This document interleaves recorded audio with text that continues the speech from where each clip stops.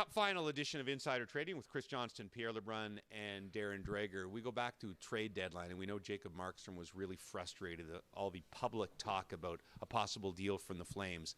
Fair to say that that continues the frustration and grows at the uncertainty right now? Well, there's definitely a level of that, and I'm sure he's not even going to like that we're addressing it right here, right now. So I recognize that we're part of the problem. But, look, the timing of how this all plays out, I do think will be interesting. And right now it does seem as though, look, we're not seeing trades around the league picking up just yet, obviously with the Stanley Cup final still ongoing. But, if this drags a little bit longer, I can't imagine his mood or anyone else's will get better. And the Flames are at the point where they feel they have to get a certain return to make this deal. You can fully understand that given who Jacob Markstrom is, how accomplished he is. The New Jersey Devils remain the team I think is most highly motivated to try to get a trade done, but there's only so far they'll go. And so in the middle here, you have a goaltender with a no-move clause, so I think they'd like to move sooner than later if that is at all possible, because he's got 2 years left on his deal, and it's a big move for him and his family. Ample speculation with a couple of other Canadian franchises as well. I'm looking at Toronto,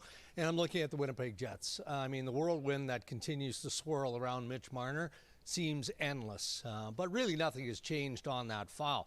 Marner has another year remaining on his contract with the Toronto Maple Leafs, and he intends to play it out. So maybe we're having this conversation heading into July 1st, 2025. Every week next season, likely, on Insider Trading, twice Tuesdays and Thursdays. That's an absolute given, but that doesn't mean that Brad Treliving and the Toronto Maple Leafs can't have conversations and explore possibilities.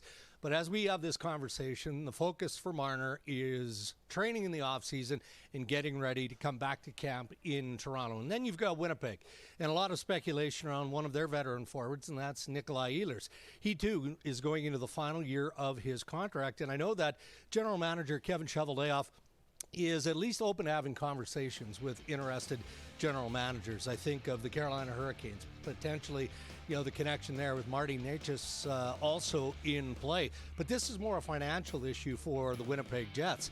They'd like to keep Nik Ehlers and extend him, but they've got Kyle Connors, who's got 2 years left on his deal, and he is going to be a big money ticket. So the speculation in Toronto and Winnipeg will continue until further notice.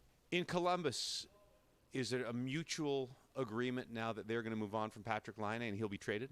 That's the goal from everyone involved. We know that Patrik Laine entered the player assistance program, had the courage to seek help, and he's still in the program right now. So you have to consider that factor. But he would like to move on. His agent has had conversations with the Blue Jackets about it, and both sides are going to work together to try and get that done. He wants a fresh start. Hasn't been a good time for Columbus. 4 years at $8.7 million a year. Let's see how big that market is, but we know what the potential is. And Drake's mentioned Necas, the latest there.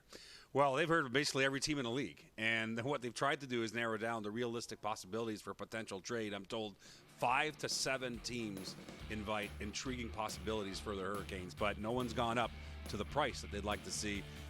Winnipeg, you mentioned, Chicago, Boston, Montreal among the teams required. For more than 24 hours, Leon Draisaitl was not going to be suspended for his hit on Barkov, but I don't know that we really got an explanation why. Why?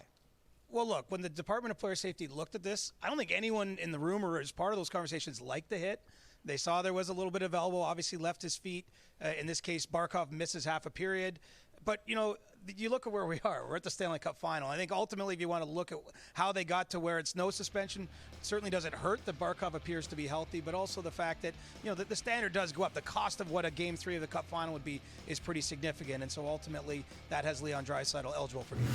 Finally, recently, Hockey Canada said they were going to make 2 different coaching decisions for the 2 big international events coming up, Four Nations and then the Olympics. Has that changed, and do they have one guy? Or at least they wanted to give themselves time if it was going to be the same person to wait and see. But there will be no wait and see. The likely candidate, we believe, will be Jon Cooper. We'll get both gigs, the Four Nations and the Olympics. And listen, I think in the conversations between Jon Cooper, who was at the World Championships, hanging out with Team Canada people last month, was that, well, is this guy really going to audition at the Four Nations for the Olympics? I don't think so. So everyone, second thought, said, yeah, let's just name Jon Cooper. Should happen after the Stanley Cup final. And you'd think Paul Maurice would get consideration somewhere on that staff, considering the last couple of years that he's had as well.